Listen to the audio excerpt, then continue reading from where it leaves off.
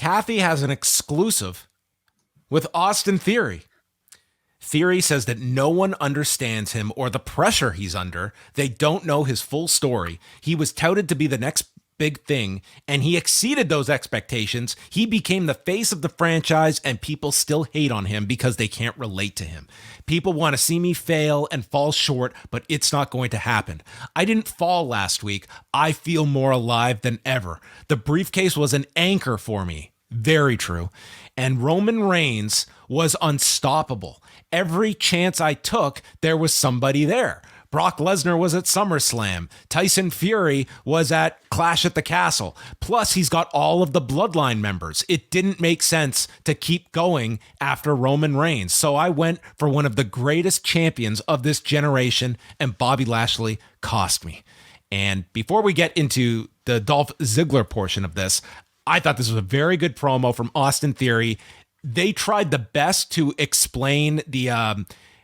He didn't quite go as far as to explain why he cashed in during an open challenge, but he at least tried to explain why he went for the United States Championship, which was tough to explain. But I thought overall, like, this was a really good promo from Austin Theory.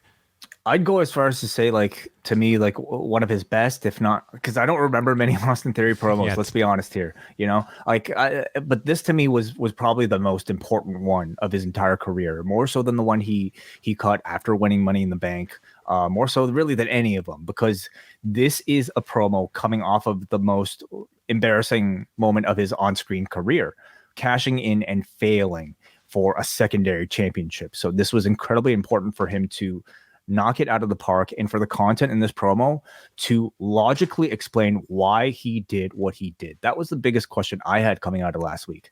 If you have the Money in the Bank, why would you go for a secondary title? And I thought he did such a great job of explaining logically why he did not cash in on Roman Reigns. There's a high level of honesty in his answer that made me be like, okay, I get it. It's Roman Reigns. It's not like Austin Theory didn't try. Like he said, he's tried multiple times, and every time there was somebody there, whether it be Tyson Fury or Brock Lesnar. And beyond that, Roman is rarely here anyway, and he's got the bloodline around him whenever he's there. So all of that is incredibly logically sound. And I just, it's the type of detail that I don't really expect from WWE. Like whenever they have, a heel fail or even a baby face fail, usually you just kind of walk away and you forget that it ever happened. And that would have been the worst thing that he could have done. They could have done for him. But instead, he had to create explanation. And he came out with this promo with a ton of fire and a ton of aggression, the way anybody would after being embarrassed publicly on TV. He's really, and they are really using this rather than, just, I think, a cause to, a reason for somebody to hate Austin Theory. They're telling him to bottle all of those emotions, some of which I'm sure are very real, of him being taken this, prime role away from him that was given to him by Vince, taken away by Hunter, and putting it into this promo and his performance later on tonight where he's really pissed off and he has something to prove. And I thought he really knocked it out of the park. Imagine if Kofi Kingston, John, even tried to cut a promo like this after losing the championship to Brock Lesnar. That's all I've wanted, following that. And it was finally refreshing to see somebody suffer a big loss and actually, give me a compelling promo to build off of that loss. Ziggler walks in, calling it the worst cash-in ever. And he tried to help Austin Theory several months ago, but your ego's too big and you didn't want to listen. And says that Theory says, I'm done being the youngest anything or anyone's protege. I'm the now, and I will prove it against you tonight. Dolph Ziggler, Austin Theory in Louisville at the KFC Yum Center. The man is in need of a rehab match, and I think Dolph is that's his place. And when you need a dependable guy for somebody to beat, to guarantee almost a good match, Dolph is that guy. This match begins, and dude, this crowd could not be less interested in this. And these two, by the time this match ended, they woke this crowd up. This was quite the task that they had. We have Austin Theory hitting the aforementioned rack bomb that Kevin Patrick calls an A-Town down. Then he goes for the A-Town down, and that's when he says, oh, now he's going for it. And Ziggler counters that with a sleeper, takes Theory down, and then eventually breaks out of it. There's a famouser on Theory for a 2 count, and the crowd reacts to that. Ziggler gets run into the post once, then he gets run into the post a second time, and then Ziggler reverses a third one, sends Austin Theory into the post shoulder first and hits a zigzag, and this crowd loses it. They thought for sure Dolph Ziggler is beating Austin Theory. Theory comes back, A-Town down, but he won't go for the cover. Instead, he hits a second one, then delivers strikes on top, sends Ziggler into the steps, rams him into the desk, and the match is thrown out 14 minutes and 39 seconds as the officials come down to try and pull Theory away. 9 times out of 10, when a match goes this long and they do kind of the non-finish, it feels like it's just a way out.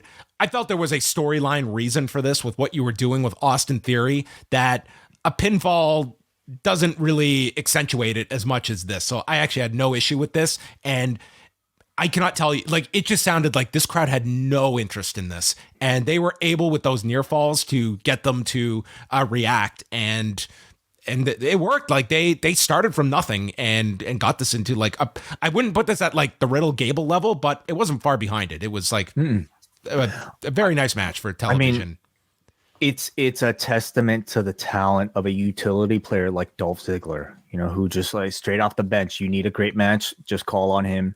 One promo is all he needs, and you leave it, the rest of it, just kind of give him that ring time. And he's able to pull out a great performance out of an Austin Theory who, again, really needed tonight to be a home run for him because they were, you know, risking so much embarrassment coming off of the failed cash-in last week. Not only did he have to cut a killer promo, he had to have a great match, and he did. He did a tremendous job here. I think the beatdown afterwards also needed to be incredibly impressive and aggressive. And I thought they really managed both of them. He had a great match and he, you know, conveyed different aggression. I'll say, like, I feel the body of his like moveset still looks to me a bit basic and soft.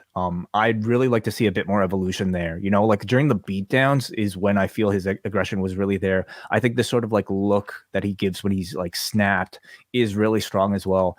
I really want him to like come up with a different finisher that might not be the rack bomb. I mean, you know, something that is a lot more devious, you know, something like the stomp, you know, something that's just like kind of like deadly and evil to kind of like match this new character that he's got. But I would say tonight was a really good rehab day for him. And in fact, you know, I like, can we look at that failed cash-in as like maybe his version of like Okada crying at like Wrestle Kingdom 9, you know, after failing to beat Tanahashi? Like, are we talking about a long-term story here where like Austin Theory, after failing the cash-in, ascends, you know, comes back more driven than ever, and then we can look back at this, you know, failed cash-in as something he'll always want to avenge? So for the YouTube video, we'll take this conversation, and the title is going to be, is Austin Theory becoming Kazuchika Okada? Oh, fuck. Oh, Jesus. Says Wei Ting. What I've learned is that most people simply comment not even watching the video, or at least maybe watching the first 2 minutes of the video, okay, and then not watching the rest and not getting the context of the video. So I don't know if I want to risk all those thumbs down comments, but I mean, whatever.